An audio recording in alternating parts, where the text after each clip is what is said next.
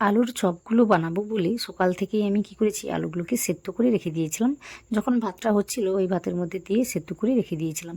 তারপর যখন চপগুলো বানাতে যাই দেখলাম যে মোটামুটি বেসনটা ফুরিয়ে গেছে বা বাড়িতে নেই। তো সেটা দেখে একটা আলাদা করে বুদ্ধি খাটিয়েছি। তো সেই বুদ্ধিতেই আজকের এই রেসিপিটি বানিয়েছি। তো দেখতেই পাচ্ছেন কতটা ক্রিস্পিভাবে তৈরি হয়েছে, দেখতে কিন্তু অসাধারণ হয়েছে, খেতেও কিন্তু দারুণ লাগে। তো রেসিপিটি দেখুন, আপনারাও কিন্তু মোটামুটি বানাতে পারবেন, খুব সহজ রেসিপি। তো যদি ভালো লাগে রেসিপিটি সেটা কমেন্ট করে অবশ্যই জানাবেন, সাথে সাথে ভিডিওতে একটা লাইক দিয়ে চ্যানেলটিকে সাবস্ক্রাইব করে নেবেন। তাহলে চলুন আজকে রেসিপিটি দেখে নেওয়া যাক। তো এই যে বললাম, আগে থেকে আলুটাকে সেদ্ধ করে নিয়েছিলাম। তো এই আলু দুটিকেই আমি সেদ্ধ করে নিয়েছিলাম। তো ওটা আমি গ্রেট করে নিচ্ছি, আপনারা চাইলে কিন্তু ম্যাশ করেও নিতে পারেন। তো যেভাবে পারবেন সেভাবে কাজটি করে নেবেন। তো মোটামুটি এই যে গ্রেটার দেখছেন, যেদিকটা বড়ো মাপের যে গ্রেটারটা রয়েছে, তো ওটা দিয়েই আমি গ্রেট করে নিচ্ছি। তো এইভাবে আমি কাজটি করে নিচ্ছি। বেসন না দিয়েও কিন্তু সুন্দরভাবে চপগুলোকে তৈরি করে নেওয়া যায়। তো যে বুদ্ধি আজকে আমি কাজে লাগিয়েছি, এই বুদ্ধি দিয়ে কিন্তু অনেক রকম রেসিপি তৈরি করে নেওয়া যায়। তবে আজকে এই রেসিপিটি দেখিয়েছি, তো আশা করি আপনাদের ভালো লাগবে। রেসিপিটি প্রথম থেকে শেষ পর্যন্ত দেখবেন।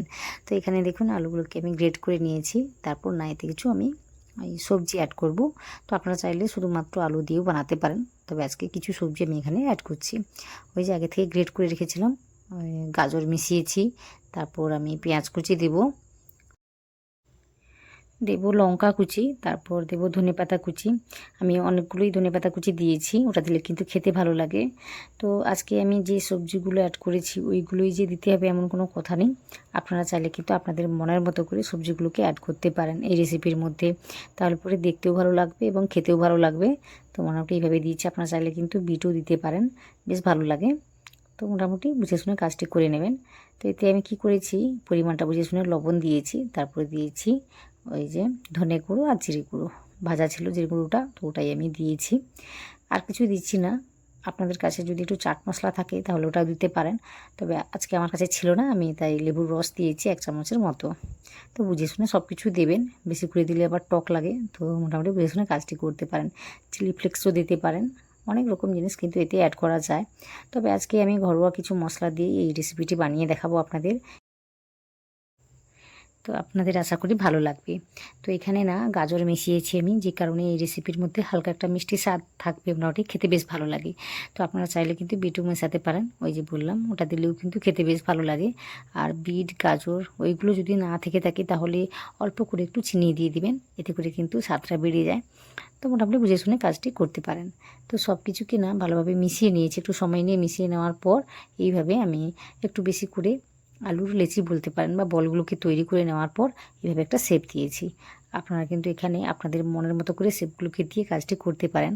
তো দেখতেই পাচ্ছেন এইভাবে আমি শেপগুলো দিয়েছি, অনেকগুলোই হয়ে যাবে। তো দেখতেই পাচ্ছেন কীভাবে আমি কাজটি করেছি। আর যদি না ঠিকমতো শেপটা দেওয়া যায় তখন কিন্তু হাতের মধ্যে জলটা লাগিয়ে নেবেন বা তেলটা লাগিয়ে নিয়ে কাজটি করলে কিন্তু সহজে হয়ে যায়। তো আজকে আমি এইভাবে কাজটি করে নিয়েছি, এতে সেভাবে কিছু আমার অসুবিধা হয়নি। তো মোটামুটি সবকটাই তৈরি করে নিচ্ছি, তারপর দেখাচ্ছি জিনিসটা দেখতে কেমন হয়েছে। তো এইভাবে তৈরি করে নেওয়ার পর এই যে দেখুন কতগুলো তৈরি হয়েছে। তো মোটামুটি এইভাবে তৈরি করে নেওয়া যায়, চায়ের সঙ্গে খেতে কিন্তু দারুণ লাগে এই রেসিপিটি।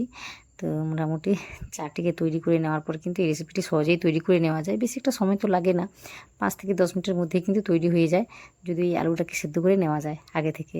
তাই বলছিলাম রেসিপিটি আপনাদের ভালো লাগবে। তো রেসিপিটি দেখুন। তো এখানে দেখুন আমি ময়দা নিচ্ছি, আমি 3 থেকে 4 চামচের মতো ময়দা নেব এখানে। তারপর নেব চালের গুঁড়ো। তো এই চালের গুঁড়ো দেওয়ার কারণে কিন্তু রেসিপিটি ভীষণ ক্রিস্পিভাবে তৈরি হবে। তো যে কারণে অবশ্যই এই চালটিকে নিতে হবে। চালের গুঁড়ো বা কর্নফ্লাওয়ারও নিতে পারেন, তবে আজকে আমি চালের গুঁড়ো দিয়ে কাজটি করে দেখাবো আপনাদের।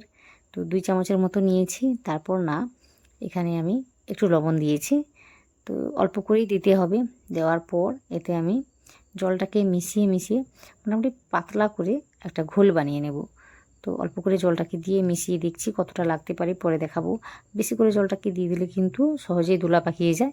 তো যে কারণে অল্প করে জলটাকে দিয়ে ভালোভাবে এভাবে কাজটি করে নেওয়ার পর আবার অল্প করে আমি জলটা দিয়ে মোটামুটি এভাবে কাজটি করে নিচ্ছি। তো দেখতেই পাচ্ছেন মোটামুটি সুন্দর করে একটা ঘোল আমি তৈরি করে নিয়েছি। আপনারা চাইলে কিন্তু এর মধ্যে নানা রকম মশলাও অ্যাড করতে পারেন, তবে আজকে প্লেন রেখেছি আমি। তো এইভাবে কাজটি করে দেখাবো আপনাদের। তো দেখুন এখানে তেলটাকে গরম করে নিয়েছি, তারপর গ্যাসের ফ্লেমটাকে নামিয়ে লো করে দিয়েছি এই মুহূর্তে। আপনারা চাইলে কিন্তু হাই রেখেও কাজটি করতে পারেন। তবে আমি বুঝতেই পারিনি যে কতটা গরম হয়েছে, সেটা বুঝে শুনে মোটামুটি কাজটি করে নিচ্ছি।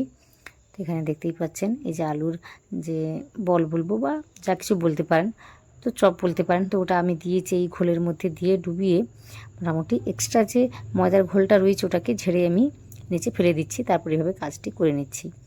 তো এইভাবে মোটামুটি কাজটি করে নিতে হবে। তো দেখতেই পাচ্ছেন কত সুন্দরভাবে এই চপগুলোকে ভেজে নেওয়া যাচ্ছে। তো এই চালের গুঁড়ো দেওয়ার কারণে কিন্তু রেসিপিটি বেশ কী বলবো একটু সময় ধরে ক্রিস্পি থাকবে, যে কারণে খেতে ভালো লাগবে। গরম গরম খেতে কিন্তু এই রেসিপিটি দারুণ লাগে। তো একবার হলেও বানাবেন, বানিয়ে আমাকে জানাবেন রেসিপিটি কেমনভাবে বানিয়েছেন বা আপনাদের ভালো লেগেছে কি না। তো সব কিছুই আমাকে জানাবেন। তো এখানে দেখুন আমি 3টে দিয়েছি, দেওয়ার পর না গ্যাসের ফ্লেমটাকে আমি হাই বা মিডিয়াম করে দেবো। খুব বেশি সময় ধরে কিন্তু লো করে ভাজবো না, এতে করে রেসিপিটি তেলটাকে টেনে নেবে। যেহেতু চালের গুঁড়ো আছে, মোটামুটি ওই হাই বা মিডিয়াম রেখেই আমি ভেজে নেব। তো মোটামুটি বুঝে শুনে কাজটি করে নিতে হবে।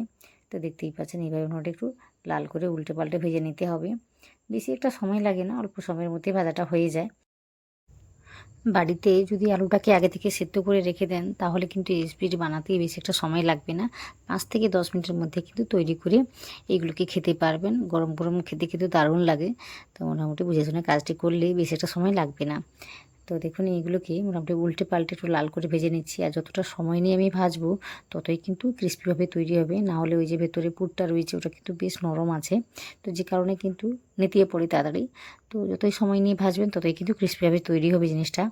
তো এইভাবে উল্টে পাল্টে একটু লাল করে ভেজে নেওয়ার পর দেখাচ্ছি জিনিসটা দেখতে কেমন হয়েছে। ঠিক এইভাবে দেখতে হয়েছে জিনিসটা। তো আরও কিন্তু লাল করে ভেজে নেওয়া যায়। তো মোটামুটি আজকে আমি এইভাবে ভেজে নিয়ে তারপর দেখাচ্ছি আপনাদের রেসিপিটি দেখতে কেমন হয়েছে। আর এগুলো খেতে যে কী দারুণ লাগে সেটা আপনারা একবার বানিয়ে খেলে বুঝতে পারবেন। তো দেখুন একদম লাল করে ভেজে নিয়েছি। আর এগুলো না বেশ ফুলেছে, আমি অল্প তেল দিয়ে ভেজে নিচ্ছি। তো এইভাবে অল্প তেলেও কিন্তু এগুলোকে ভেজে নেওয়া যায়।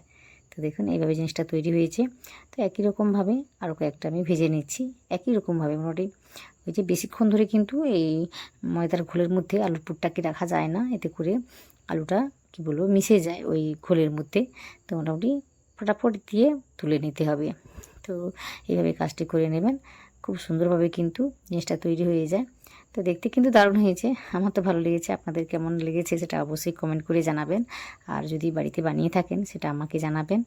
আর আজকের রেসিপিটি কেমন লাগলো অবশ্যই কমেন্ট করে জানাবেন। সাথে সাথে ভিডিওতে একটা লাইক দিয়ে চ্যানেলটিকে সাবস্ক্রাইব করে নেবেন। যদি ভালো লাগে সেটাও কমেন্ট করে জানাবেন। বারবার আমি একই কথাই বলি। তো দেখতেই পাচ্ছেন এইভাবে জিনিসটা তৈরি হয়েছে। ওই যে বললাম গরম গরম খেতে কিন্তু দারুণ লাগে। বেশি সময় ধরে কিন্তু এগুলো মুচমুচে থাকে না, কারণ আলুর পুরটা কিন্তু যথেষ্ট নরম আছে। তো মোটামুটি সব কিছুই আপনাদের বলে দিয়েছি। তো একবার হলেও বানাবেন, বানিয়ে আমাকে জানাবেন রেসিপিটি কেমন হয়েছে। আমার চ্যানেলে কিন্তু অনেক রকম রেসিপি রয়েছে, ওইগুলো দেখে নিতে পারেন। কোনো একটা রেসিপি যদি আপনাদের ভালো লাগে সেটা অবশ্যই কমেন্ট করে জানাবেন। সাথে সাথে ভালো লাগলে আমার ভিডিওতে লাইকও দেবেন।